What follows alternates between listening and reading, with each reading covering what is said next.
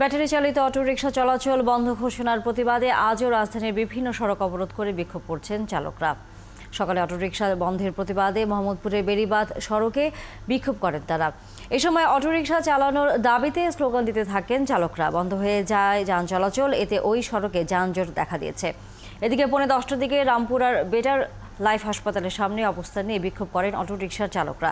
এ সময় যান চলাচল বন্ধ হয়ে সড়কের দুই দিকে যানজট তৈরি হয়। খবর পেয়ে পুলিশ গিয়ে তাদের সাথে কথা বলে সড়ক থেকে সরিয়ে দেয়। এছাড়া রাজধানীর উত্তরাতেও সড়ক অবরোধ করেছেন রিকশা চালকরা। এর আগে সোমবার মিরপুরে বিক্ষোভ করেন তারা।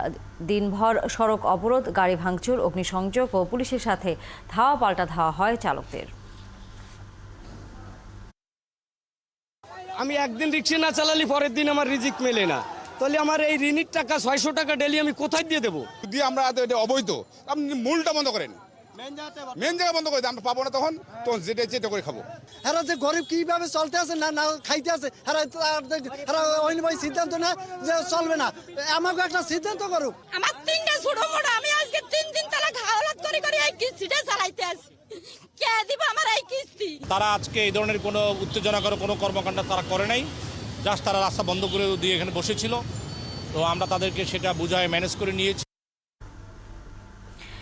মোহাম্মদপুরের বেড়িবাঁধ সড়কে শেকড় থেকে শিখরে অবস্থানে বিক্ষোভ করছেন ব্যাটারি চালিত রিকশা চালকরা। সেখানে আছেন সহকর্মী সাজিদ সরকার, আমরা যুক্ত হচ্ছে তার সাথে। সাজিদ, বিক্ষোভের সর্বশেষ কি খবর আছে আপনার কাছে?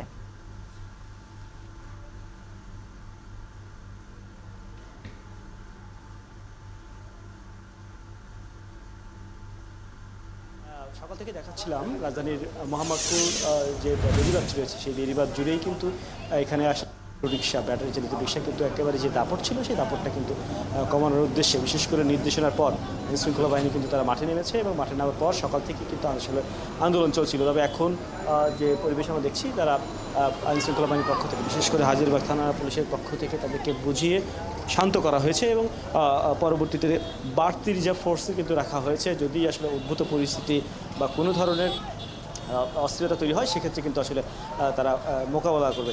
সে কারণে কিন্তু আসলে বাড়তি রিজার্ভ ফোর্স কিছুক্ষণ আগে আনা হয়েছে। কেননা এই যে বসিলা মোড় থেকে মোহাম্মদপুর বেড়িবাঁধটিকে কিন্তু একেবারেই বাবুবাজার ব্রিজ পর্যন্ত যে সড়কটি, সেই সড়কটি কিন্তু একেবারে অটোরিকশা ব্যাটারি রিক্সার যে দুর্দণ্ড দাপট, সেই দাপট কিন্তু আসলে অনেকাংশে বেশি। যে কারণে কিন্তু প্রতিদিনই আইনশৃঙ্খলা বাহিনীর পক্ষ থেকে, ট্রাফিক পুলিশের পক্ষ থেকে কিন্তু এই রিক্সাগুলো ধরা হচ্ছিল এবং সেগুলো ডাম্পিং করে বা রেখা করা হচ্ছিল। এই সমস্ত অভিযোগের প্রেক্ষিতেই কিন্তু আসলে তারা, অর্থাৎ ব্যাটারি চালিত রিক্সা চালক যারা, তারা কিন্তু মাঠে নেমেছেন। তারা বলছেন যে তাদেরকে একটি নির্দিষ্ট সময় দেওয়ার পূর্বে হঠাৎ করে যদি তাদের এই পেশা থেকে সরিয়ে দেওয়া হয়, তাহলে তারা আসলে সংসার বা পরিবার পরিজন নিয়ে কীভাবে চলবেন, সে কারণে কিন্তু তারা আসলে মাঠে নেমেছেন, মাঠে নামতে বাধ্য হয়েছেন।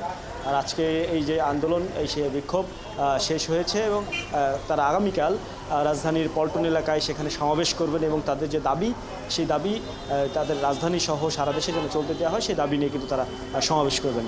সেই কারণে কিন্তু তারা সকাল থেকে দাঁড়িয়েছিলেন। তবে এখন আমরা দেখছি যে তারা অনেকে সরে গিয়েছেন, এখন শান্তিপূর্ণ অবস্থায় রয়েছে। তবে আবারও যদি আসলে এই ধরনের পরিস্থিতি তৈরি হয়, সে কারণে কিন্তু আসলে বাড়তি রিজার্ভ ফোর্স রাখা হয়েছে যেন তাদের কাছে মোকাবেলা করা হয়। তানিয়া, অসংখ্য ধন্যবাদ সাজিদ সরকার সর্বশেষ খবরাখবর জানানোর জন্য। দর্শক, আমাদের সহকর্মী সাজিদ সরকার ছিলেন এতক্ষণ অটোরিকশা চালকদের বিক্ষোভের খবর নিয়ে।